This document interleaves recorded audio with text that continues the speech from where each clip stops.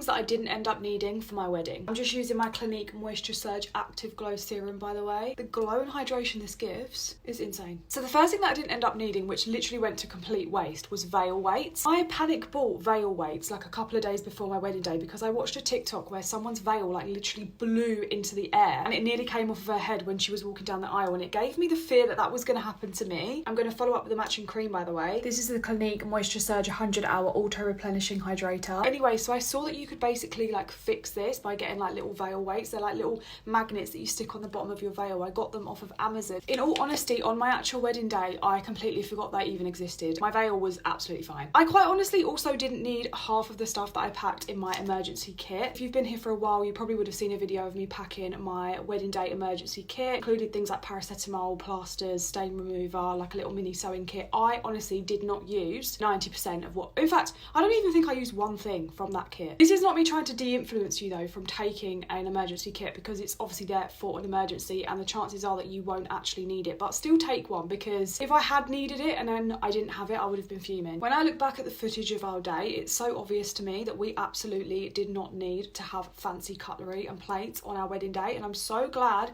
we didn't actually spend any extra money on doing this. We just had the basic cutlery and the basic plates that came with the venue, and when I look at my table set up, I mean, some people might look at it and think, oh, it looks a bit plain, but I actually think it looks really elegant, really timeless, and I'm really glad that we didn't spend extra money on that because we actually didn't need it. Similarly to that, we also definitely didn't need any seat covers. Looking back, I am so glad we didn't pay any extra money for seat covers as well, because when I look back at the footage of our ceremony, I actually think that having seat covers would have made it look a lot more kind of like cluttered and almost like overdone. I think that there's something so elegant about a wedding that's a little bit more bare. I don't know. The chairs were relatively quite nice anyway, I thought, so we definitely didn't need seat covers, so I'm so glad we didn't pay for them. I can definitely think of a few more, so let me know if you'd like a part 2.